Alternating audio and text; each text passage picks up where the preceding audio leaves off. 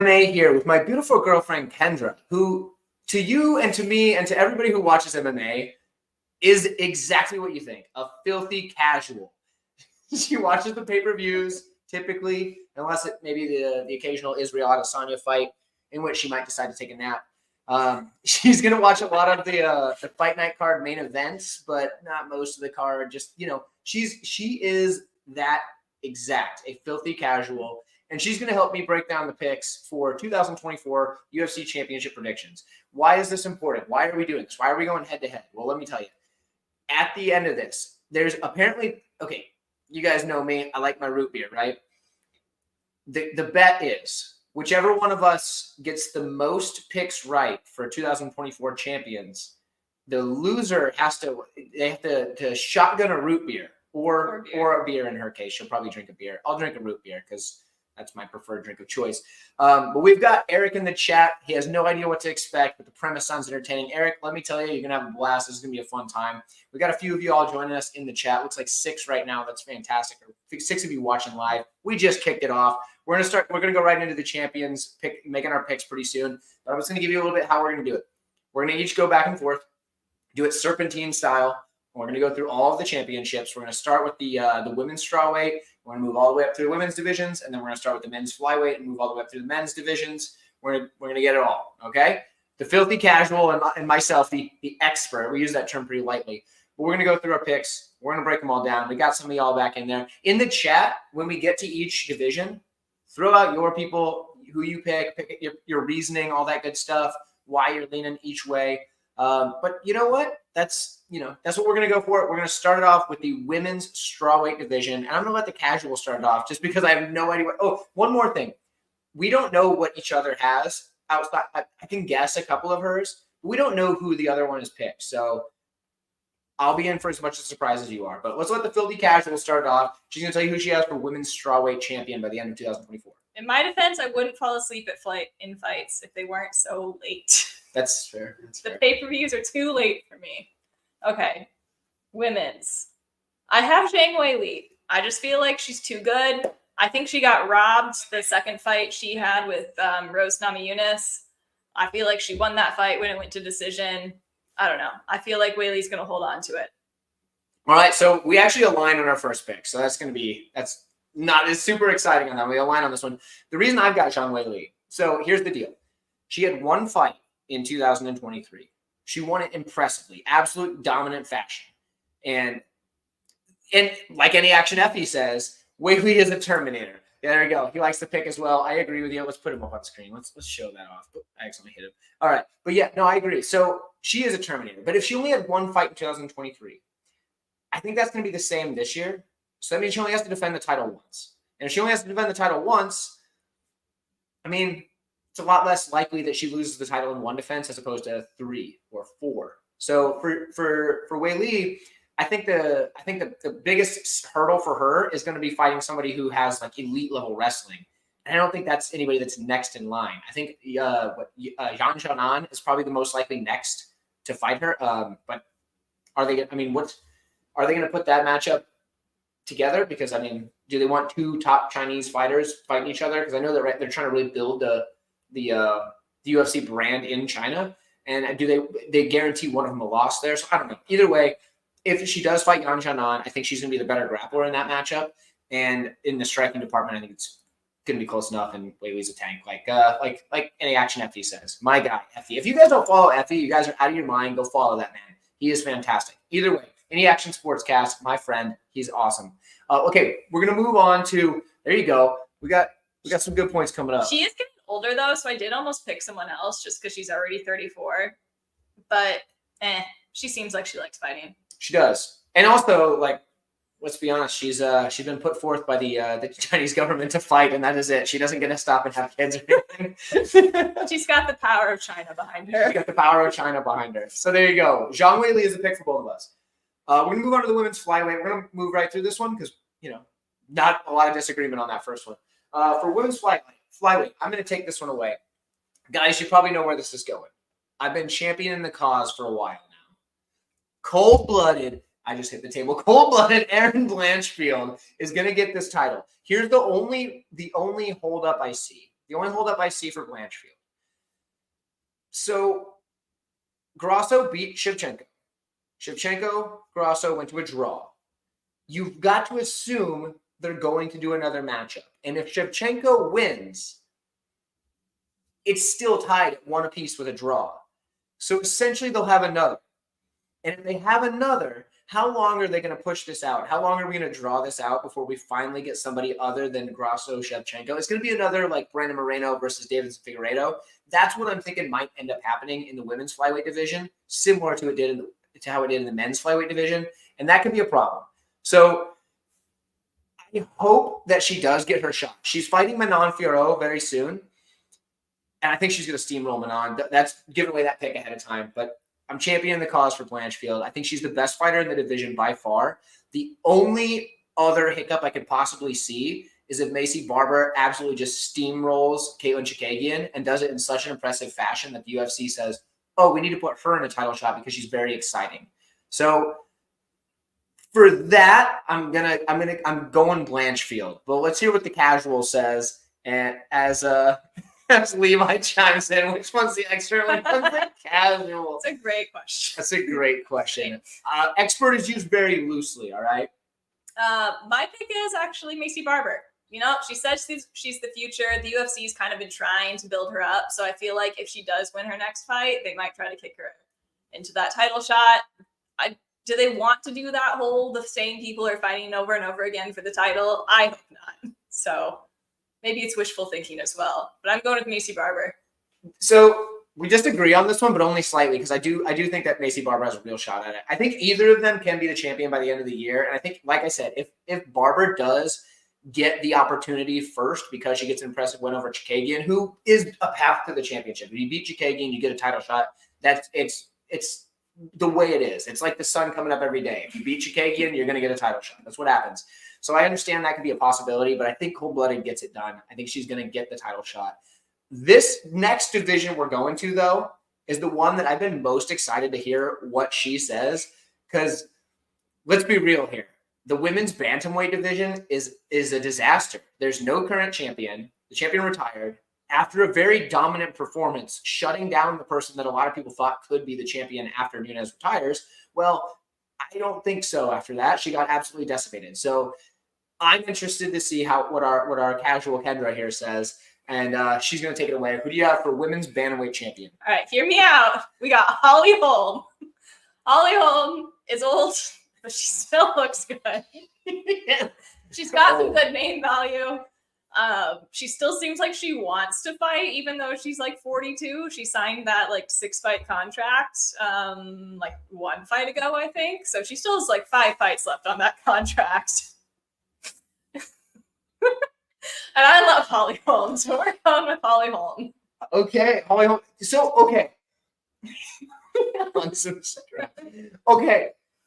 As crazy as it sounds, Holm acts like she is probably the biggest name value in the top 10, right? I mean, I'm not picking Holm. Don't get me wrong. I'm not picking Holm for my pick, but to be fair, who in the top 10 has bigger name value than Holly Holm? Who else likes anyone else in that division? I got some I like, but not that are like in the top, like, you know what I mean? Like in the top 5, top 10, there's not a lot of big name value, and that division's been cleared out by Nunes. She was unmatched for a long time. Obviously, you got Pena, but she's still injured. I don't think she's coming back for a while, maybe towards the end of the year. And how is she going to come back after the injury? So Holly Holm's not. I know it sounds crazy to pick a 42-year-old to be the champion, but it's a weak division. It's probably the weakest division in the sport. We're not going to cover women's featherweight. It's not a division anymore. But because of that, there is someone who typically fought at women's featherweight that I'm going to take as a wild flyer for this one. And that's good old Norma Dump Truck Dumont. She's going to be the champion at the end of the year. Norma Dumont, she wins fights. She wins fights. I can't not pick Dumont just because she's ranked pretty low right now. She's at 12. Effie likes to pick, and that's what matters. His opinion is important because he's the man. Dumont, she does a good job at just getting the win. She doesn't win impressively in most of her fights. She doesn't get a lot of finishes, but she gets wins. And she's on a pretty tidy little win streak. Was it like 4 or 5 in a row right now? She did get that loss a while back to Chasson, who's ranked above her. But Chasson's not consistent enough. So I'm good. The mohawk up until Dumont becomes I don't know champion. about that. We'll see. If she does it by the end of the year, I won't feel too bad. But if I'm waiting like 10, 15 years, we might have a problem. I don't know if I can do that. I do love the enthusiasm there. But Dumont's got a shot. It's a weak division, like I said. And if she can do that same like bank rounds, pushing girls up against the cage, she's a physical powerhouse. So she can outmuscle a lot of the girls in the division. The only person she would probably struggle outmuscling would be Chasson. And I think as far as like, who the UFC is going to put in a title shot first, it'd probably be Dumont, even though she's ranked like 2 spots below. I think she's at 12. So it's a long shot pick. I wouldn't be throwing her in your big parlay bets for 2024 champions. But I don't mind the shot. I don't mind it. We're going to move on to the men's divisions, though, because like I said, we're skipping the women's featherweight division just because it's not really a thing. Hopefully at some point they add a women's atomweight division because there's a lot of women that should be in the UFC or are in the UFC, but they're just in the wrong division. Women's atomweight is a great one. But they don't have it. So right now we're going to men's flyweight. And for men's flyweight, I went back and forth. If you guys remember my video from last year I picked Mateusz Nicolau. I'm not picking him this year. I was this close to picking him. But he got knocked out pretty bad in this last matchup with Brandon Royval. And we saw how Royval did against the champion. I know MMA math doesn't really work. But I think Pantoja answered a lot of questions in his last 2 matchups. And I think he's going to be the champion at the end of 2024. I know it's an easy, safe pick. But I think he's going to be the champion. And here's why. The way everybody said that Pantoja has the cardio problems, right? He's got, he's, this, that, and the other. He tires out. But he went 5 rounds in his last 2 fights, winning the final round in those fights, if I am correct.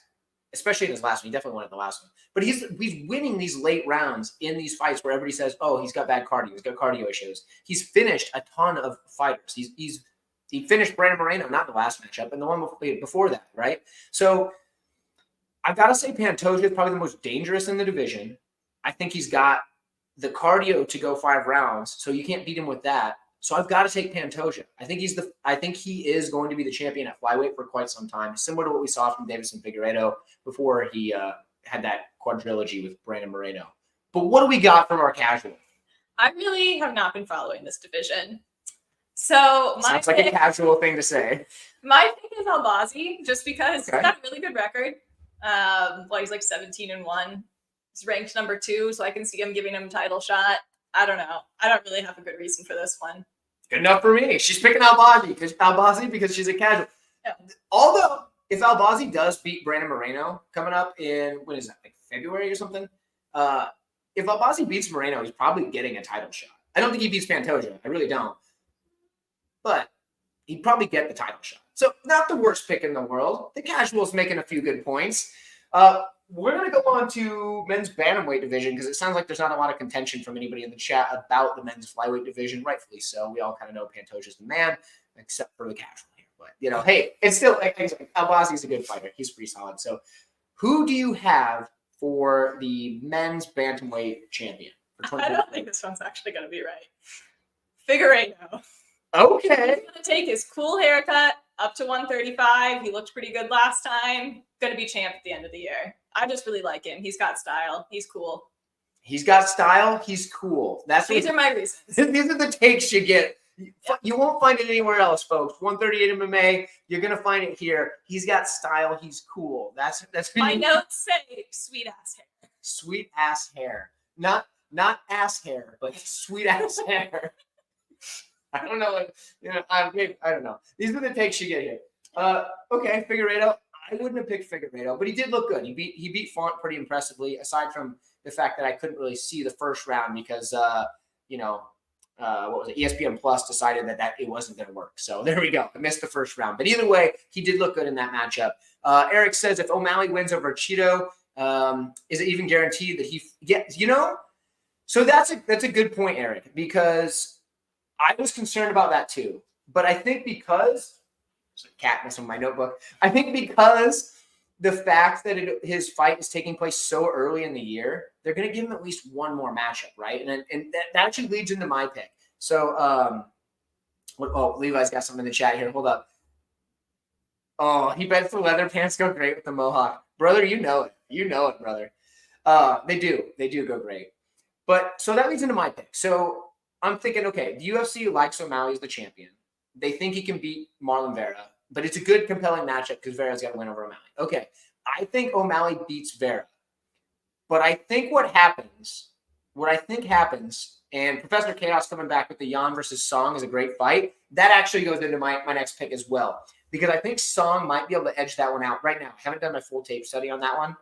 But I think Song gets that fight done. And then because the person that I'm going to pick has a win over Song Yadong, I think he's going to get the next title shot because they think it's somebody that's going to be willing to stand and trade with O'Malley, do it, in a striking matchup, somebody that's not a heavy wrestler per se. And I think they're going to say, oh, this is going to be a good fight. O'Malley can get this one, and we like him as the champion because he's good for business. And I think Corey Sandhagen is actually going to be the dark horse of the division, come out, get the upset over O'Malley. Maybe it's something like we saw against Song Yadong where he wins via cut stoppage. I don't know, something like that, because that dude throws a lot of elbows. But either way, I'm going to take Corey Sandhagen as another kind of wild, dark horse sort of pick in this division. I think he's got the skills to be the champion. I think he's one of the more well-rounded fighters in the bantamweight division. And I think his only drawback is that he doesn't move the needle as much as the UFC wants to have him as a champion. Cousin Umar, okay. If I thought that he was going to get a title shot this year, I'd pick him hands down. I think he's the best fighter in the division by far. Let's put it that way. Umar Nurmagomedov wins the title as soon as he gets the title shot. I just don't think he's getting the shot yet. I think he's got 2, maybe 3 more fights before he gets the title shot. I don't think he has anything booked yet. He is coming off that injury, I believe it was. He had to pull out of a fight at the end of last year. His only win in recent memory was that knockout over Raoni Barcelos. I think he needs a couple more wins before he moves all the way up because he's ranked, number 14 or something like that, maybe 5th. I think he's 14.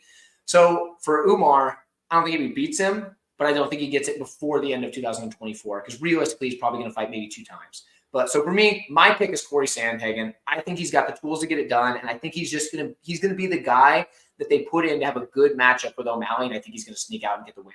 But men's bantamweight in the books. A lot of people in that one looking for some exciting fights. I understand that. I agree with that. So bantamweight division is probably the most stacked division in the UFC right now. Maybe flyweight or maybe a lightweight, but I'd say bantamweight is probably the most stacked division. Effie's liking my picks tonight. Let's go. Any action, Effie. My God, we should have brought you on the stream. It's a little late now. You wouldn't really fit. You're not casual enough for this stream. You're a little bit too much of an expert. So, maybe next time. But I love it. I love he's agreeing with the picks. We're moving on to featherweight. I have a bit of a suspicion that we're going to agree on this one. I really do. So we've got Volkanovski versus Topuria coming up early next year. Was that February? Is that February? Sure. February or March? I think it's February because it's February because March is the O'Malley pay-per-view. I think Volkanovski beats Topuria. And I think if he beats Topuria, there's nobody going to stop him. And I understand Volkanovski looked vulnerable in his last matchup, but he fought the best fighter in the entire world in Islam Makhachev. So there's no real shame in losing to that man. And especially in their first matchup, where it was a close fight, very competitive. He took the next one on short notice. Sure, he's coming off of a head kick KO loss. But Volkanovski's the man. That guy's probably going to be the featherweight champion throughout the year of 2024. I think he's got all the skills. I think he's still durable enough. When he's fighting featherweights, these guys aren't doing to him what guys at lightweight can do. And even then, at lightweight, I don't think he beats him outside of somebody like Islam Makhachev, for example. I think he beats everybody else in the division. I think he beats all the featherweights. Volkanovski, I feel this is the first pick that I feel pretty darn good about. And that's that, well, I take that back. I feel like Whaley's a pretty confident pick. But this is the first of the men's picks that I feel really confident about, and that's Alex Volkanovski. But what does the casual have to say? I also picked Volkanovski. I wrote because he was a Giga Chad. Because he's a Giga Chad. Volkanovski's just the man. I think he's gonna do it. Volkanovski, the Giga Chad for the champion of 2024. I made sure I had a good reason for all of these. Eric's a little iffy on Volk. What do we got, Eric? Eric's the reason he's iffy on Volk is the combination of his age and the lighter weight class. Yeah, I mean, he's getting up. What was he, like 34, 35 right now? He's getting up there. For featherweight, that makes sense. I mean, I think he's got another year, though. I do think he has another year. Ilya's his toughest test. If he beats Ilya, I don't see anybody getting him. But fair enough. He's also a Giga Chad, as we heard from my co-host here tonight, Kendra. She's killing it with the takes tonight, the hottest of hot takes. I mean, his last fight was so short notice, and then he also had to fly across the world. So I don't know. Yeah, and that's another thing. Like people always bring up the fact that when people there you go, Eric's reasoning it out. He still says he's a badass. I agree with you, brother. People always mention like when fighters have to fly to Australia, they always say, oh, like they got to fly across the world, this, that, and the other. But they don't ever mention that, or at least very rarely do they mention that when fighters from Australia go anywhere else in the world at all. And it's like, I mean, it works both ways. It's just because you're so used to them flying to the United States or like the UK or whatever that for them, you're like, oh, it's just normal. But it's still a long, and on 10 days notice or whatever it was, he lost to the best fighter in the world on 10 days notice flying across the world. All right, I give him a pass. Before that, his only knockout loss was at welterweight, and the dude's 5'6", so you got to give him some credit. But yeah, that one we're on the same page. I feel pretty confident we're on the same page on the next one too, because it's our free square. Here we go. We got Randy Woods in the chat. Doubling it back to bantamweight. Let's see what he's going on here. Sandhagen needs to take the Umar fight. Umar deserves to be tested, and Corey needs to sack it. So Sandhagen did take the Umar fight, if you remember, but Umar pulled out due to injury, and that's when who was it that stepped in? It was that the Rob Font fight where Font stepped in? I think that was Font. And then Sandhagen beat the brakes off him. But yeah, Randy, you're right. I mean, that would be a good fight for him. He beats Umar. He definitely wins that title shot next. But Saudi Arabia, that would be a perfect fight. Do you know, Randy? Let me know in the chat if you know for sure if Umar is 100% now. Because last I heard, he was not back from his injury. If you know, let me know. But because he did get injured, and that was what he said. He got injured and pulled out of that fight with Sandhagen. I don't remember what the injury was off the top of my head, but that's why he didn't get the fight. I don't know that they rebooked the Sandhagen fight, but if they do, I'd like to see it. It's a good test for both guys. I do. I got a cat get in my bag. 1 second. Sorry. Cat difficulties. All right. I do think that fight would be exciting, and I'd probably pick Umar to win it, but I just don't think they make that fight before before the title shot for Sandhagen. I think he's gonna be next in line. He's got wins over guys who are doing very well right now. So that's where I'm at on that one. We're going on to the lightweight division. In the lightweight division, I think we're going to agree on this one as well. Here we go. We got an appearance from the wonderful cat here. His name's Gambino. He's actually my favorite cat on the planet. Look at it. Look how cute this little kitty is. Look at him. Look at this little guy. He's pretty good at cat MMA. Actually, his jiu-jitsu is pretty solid. He's got this really good move where he gets a hold and then takes his back paws and just kicks the other cat in the face. It's against the rules in the unified rules, but it's pretty cool. Anyway, so we're going to move on to the lightweight division, where I assume we agree it's a free square. Kendra, who do you have in the lightweight division? Yeah, I have Makhachev. I really want to pick Oliveira, but we saw that first fight that I don't see any way Oliveira wins that rematch. Assuming that's the next one they still do. Is that still? So far that's the plan, but there's talk of Gaethje stepping in instead, and then they book Oliveira with somebody else. But Gaethje's not going to win that either. I don't think. Exactly. So, yeah, Makhachev. Yeah, I'm taking the free square as well, guys. I think Islam Makhachev is the lightweight champion for as long as he wants to be. I don't think anybody on the planet beats that man at lightweight. I think he's the best lightweight on the planet. I think he's the best fighter pound for pound on the planet. He's just that good. I think right here. Eric nailed it right there. Islam until he retires and moves up to make room for Usman Nurmagomedov. I agree. Yeah, so if Usman comes over to the UFC from PFL now, I could see him moving up. But yeah, other than that, I don't see any reason that he ever loses that title. He's way too good. He's a fantastic striker. His grappling's even better. He ragdolled Oliveira, and Oliveira's really, really talented. It was a sad fight. I love that fight. That was my biggest bet that I think that's still to this date the biggest bet I've ever made in my life, and it was minus 190 on an Islam Makhachev fight. Greatest bet I've ever made. Most satisfied I've ever been watching a fight. It was beautiful. So for me, easy pick. We take the free square and we move on to welterweight, which is a contentious division. This one has me in kind of torn, right? Obviously, Leon looked pretty good against Colby Covington, but Covington didn't look like Colby Covington. So Leon's currently the champion. Do I think he holds on to the title? It sounds like Leon Edwards is kind of trying to avoid the Bilal Muhammad rematch, and for good reason, because I think Bilal Muhammad beats him. And I understand he was losing at that point. Hold Hold up. Is that haircut because of the movie Taxi Driver? That's awesome. No, it's not, but it could be. We're going to say that it is. Now that you mention it, yes. Yes, we're going to go with yes now. But no, as I was saying, so Bilal Muhammad, I think he beats the Bilal Muhammad we have now, I think beats Leon Edwards. And I think the reason that Leon Edwards does not want that fight is because he knows that. It makes sense. Sure, he was winning the early part of the fight against Bilal Muhammad, but the eye poke stopped the fight early. We all know that Edwards has been known to tire in the past. Even in his fight with Covington, which he won, obviously, very clearly, the 5th round he lost. He lost the only round he lost to a guy that wasn't even trying to win the fight was the 5th round. I think Bilal can put the pace on him, kind of like I thought Colby would, but Colby just kind of shit the bed. He didn't do it. So I'm going to say Bilal. Eric's in the chat. Who does he have? Eric says, Shavkat, how long will he out with the injury, and will he get the title shot next year? So, yeah, Eric, that's a good point. That made my pick of Bilal even easier because Shavkat obviously has the foot injury. I think they said he needs surgery. So I imagine that takes him out at least partway through the year, right? I mean, he's not going to be back before March, and he's going to need at least another win. I think so. They're not going to put him straight into the title fight off of beating a 40-year-old Stephen Thompson, although it was impressive. Nobody beats Stephen Thompson like that. In fact, it was the first person to ever submit Stephen Thompson, and I didn't think he would. I thought it was going to go to decision. I was wrong.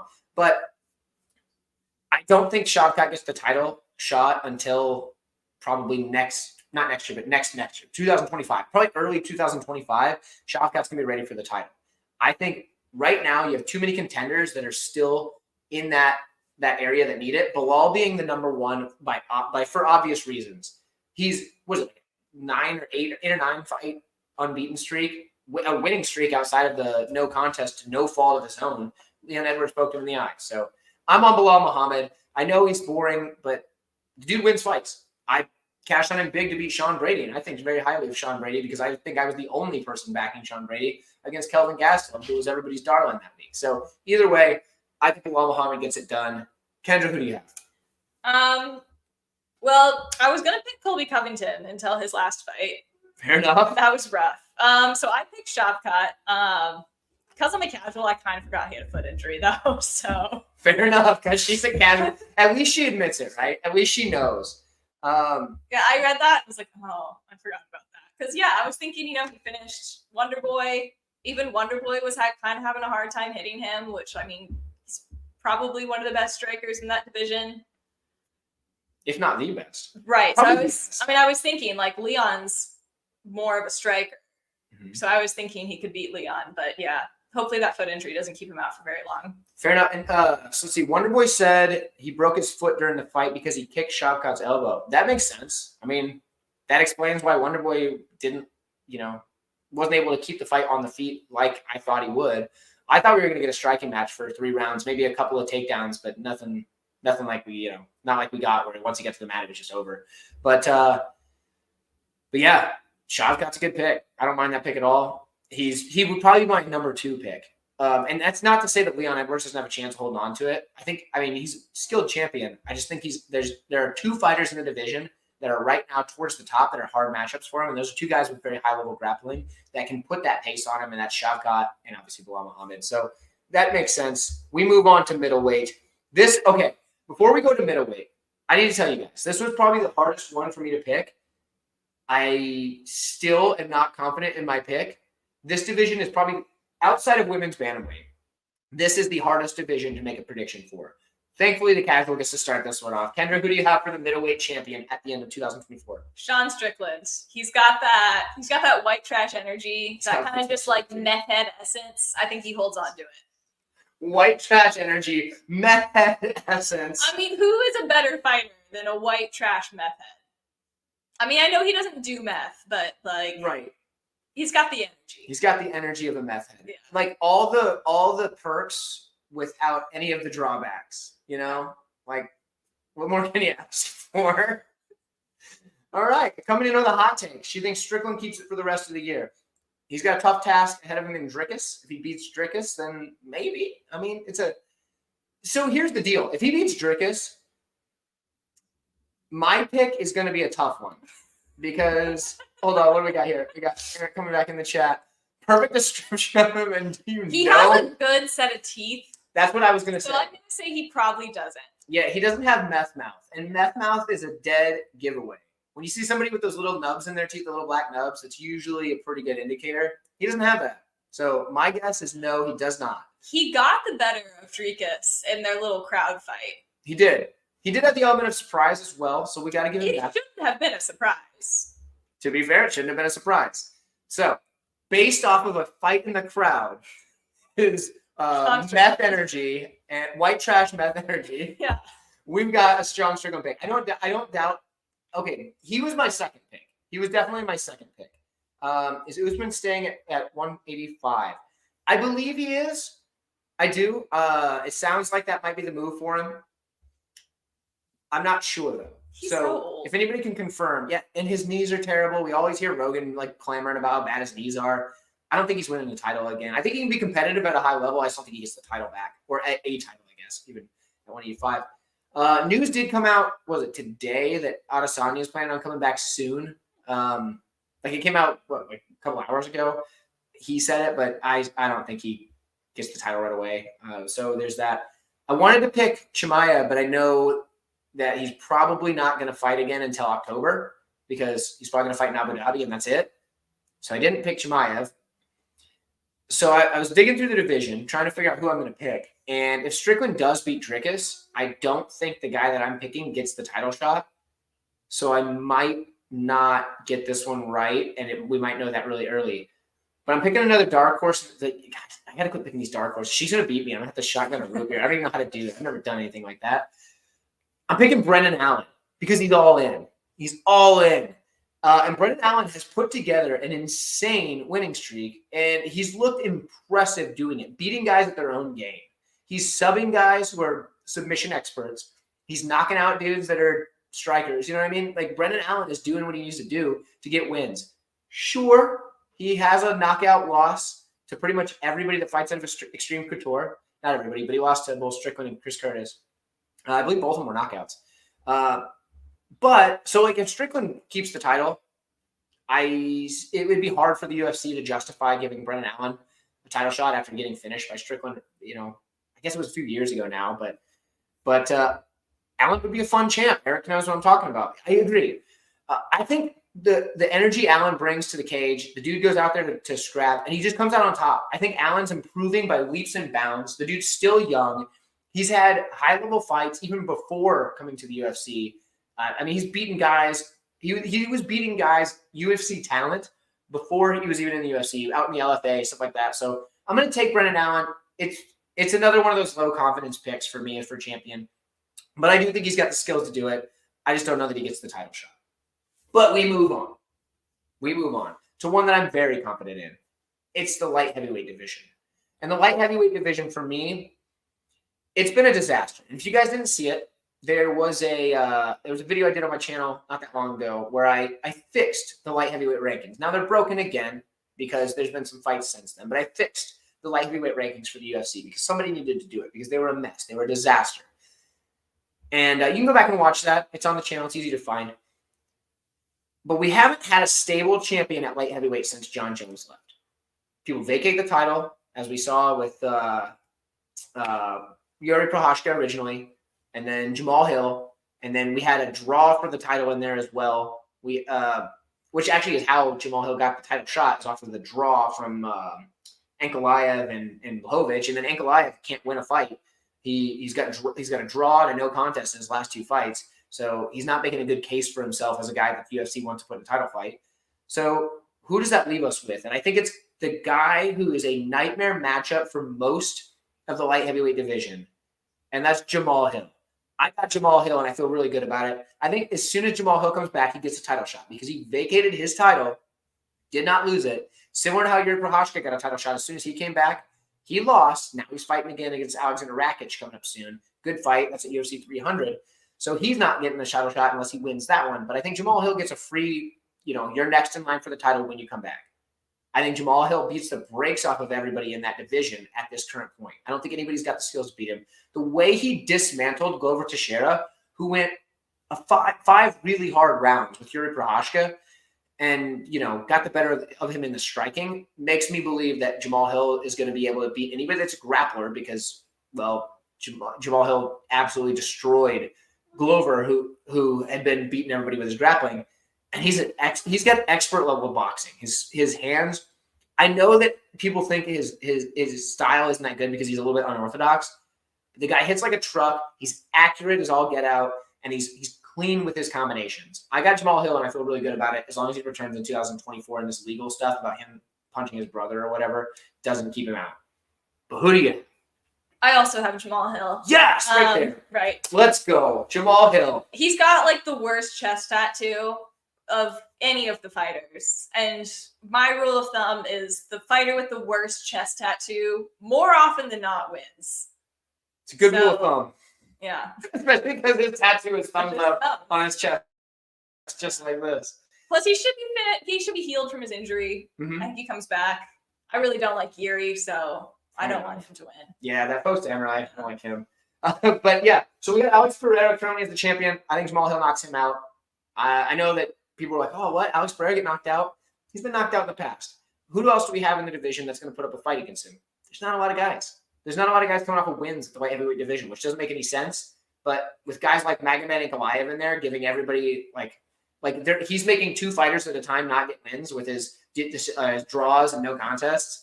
It makes the division hard to find guys coming off of wins, and especially a string of wins to fight for titles. Jamal Hill gets that title shot and he wins the fight. So that's what I'm thinking. We've got heavyweight next. The casual gets to start off. This one, I think we're going to disagree on this one. This one's a hard one. I feel good about my pick. I feel really good about it, but I look forward to hearing what she says. I don't feel good about what I have written down. I put Tom Aspinall, but I feel like he's going to lose to John Jones, but then John Jones is going to retire, and then Tom Aspinall is going to fight again, someone else, and then win. So you think you think they're going to make Jones versus Aspinall? Yeah, because they have to. They have because Jones is still has the belt, but Aspinall has the interim champ. You don't think they're going to go just do the Jones-Stipe matchup regardless and just not care about that? I feel like you have to unify the belts. You heard it here first, folks. Casual thinks they unify the belts. She might be right. Dana White still seems stuck on that Stipe matchup, but what is Stipe, like 45?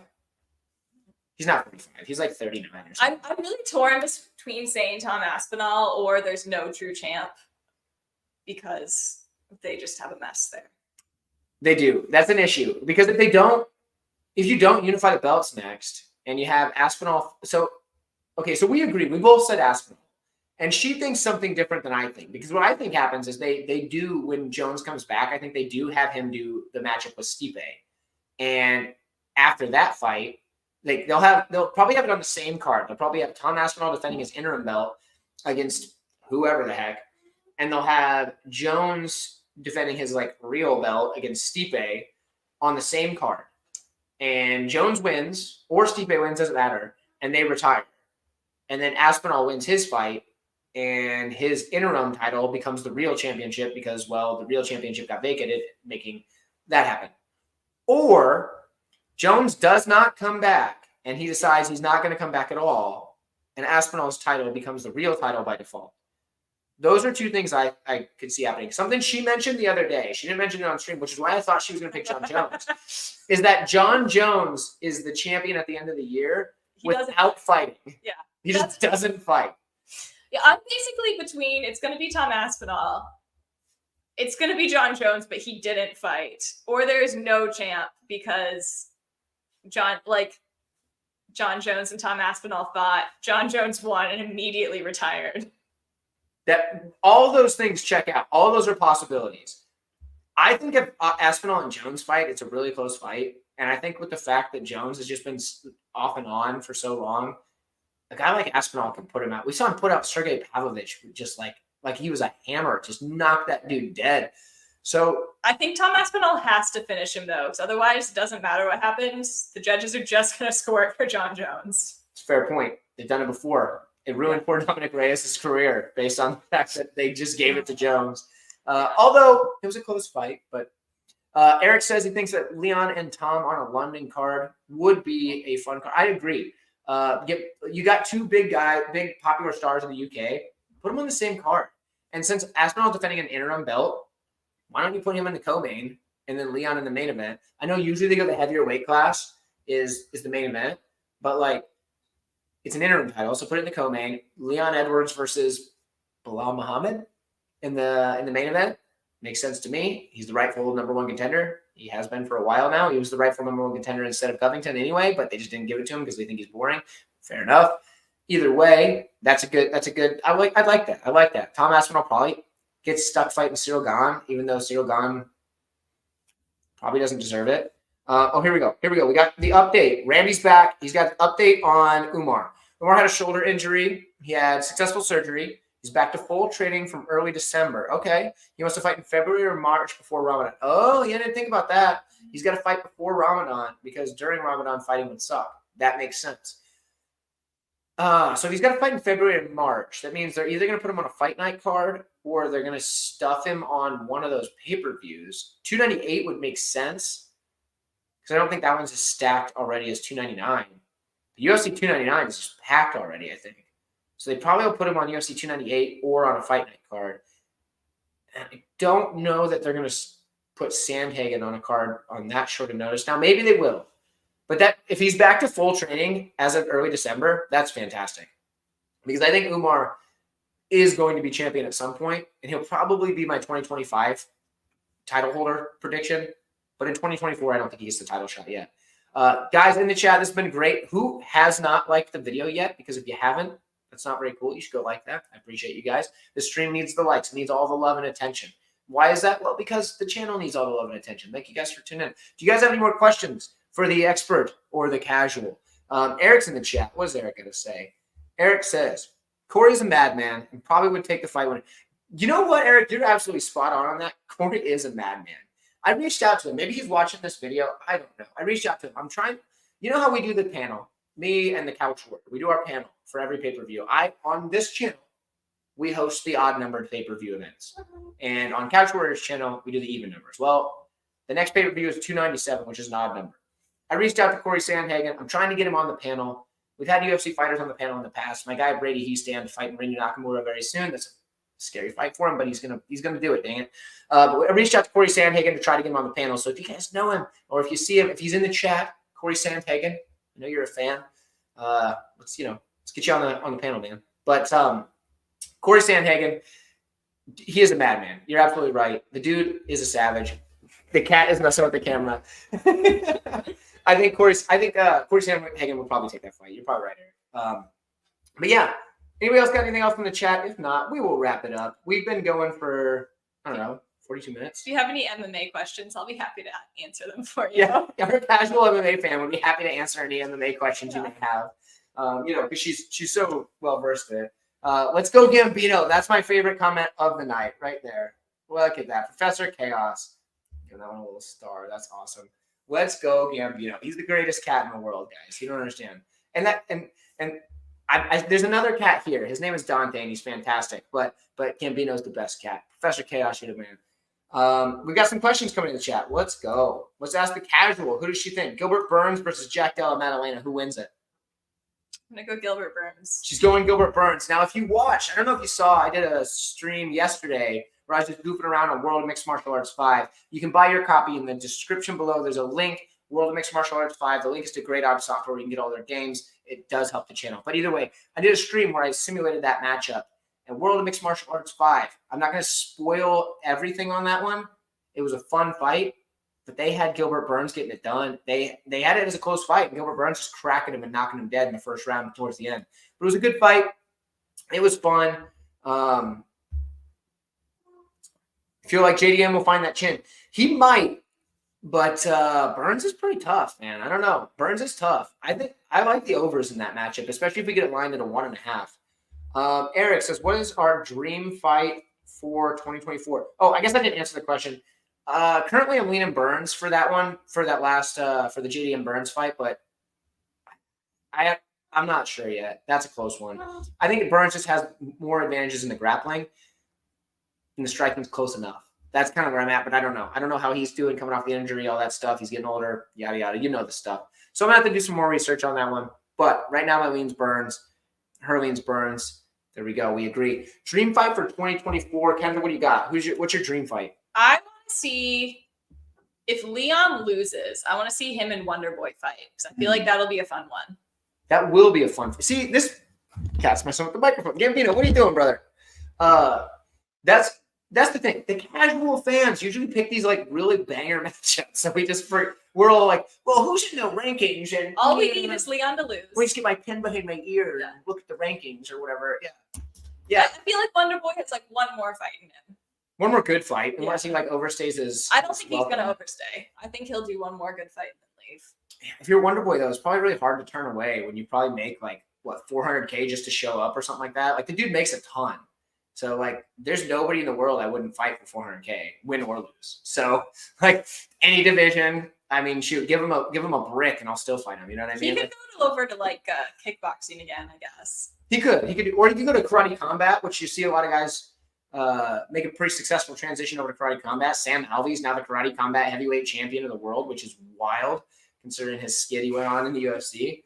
But yeah, no, Wonderboy in karate combat would be fantastic. So one more matchup. He fights Leon coming off of a loss, probably to Bilal Muhammad, where Muhammad takes the title. And then we get that one. So that's a dream matchup. For me, my dream matchup 2024.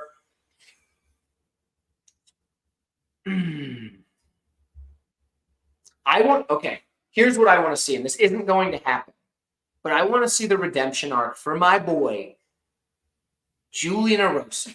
As you guys know, he's my favorite fighter, and my favorite fighter currently in the UFC. My favorite of all time, of course, the man, the undefeated legend, Chael P. Sonnen. But Julian Erosa is my favorite fighter in the UFC. He got robbed, absolutely robbed blind in a matchup he had with one Paddy the Baddy over in the UK. I believe it was in Cage Warriors. And Erosa won that fight. I don't know how a judge scored it for Paddy. Probably because it was his hometown. Dude was the fan favorite. But Erosa versus Paddy, 2024. I'm getting up for that fight. That's what I want to see. And that's nobody else's dream fight but mine. And I promise you that. But Julian Erosa, Paddy Pimblett, 2024. Let's make it happen, guys. Let's champion the cause. All right. Anybody else in the chat before we sign off? We've got 10, 9, 8, 7. All right. We're probably going to sign off. But if anybody throws out anything else in the chat, I do appreciate. We're going to put the Gambino comment back up while we sign off. Thank you guys all for tuning in. I appreciate you all thoroughly. It does mean so much to me that you guys took the time out of your Friday night to watch us talk about our picks. The expert versus the casual. And I will see you guys all next time. Stay tuned. We're going to have some more content coming out very soon. I'm going to bring my boy Marcus back on the channel very soon. You guys saw Marcus and I. We love you too, Real Fight Picks. Merry Christmas to you. You saw my boy Marcus on the channel a while back. We were breaking down street fights. Everybody seemed to love him, but the problem was that video got not only age restricted, well, not only demonetized, but also age restricted. So you can find it on my channel. It doesn't do me any good if you watch it, but I appreciate you watching it just for the fact that it was a fun one. Marcus is coming back. We're going to probably do that next week sometime. I don't know if we'll do more street fight breakdowns. I don't know what we're going to do, but he's a fun dude. You guys all liked him in the chat, so that was awesome. Eric, you know what? Thank you for tuning into the show. Happy holidays to you too, my friend. I appreciate all you guys again, like I said. But with that, without any more wasted time, we're going to go ahead and sign off. You guys enjoy your Friday night. Peace. Catch you later.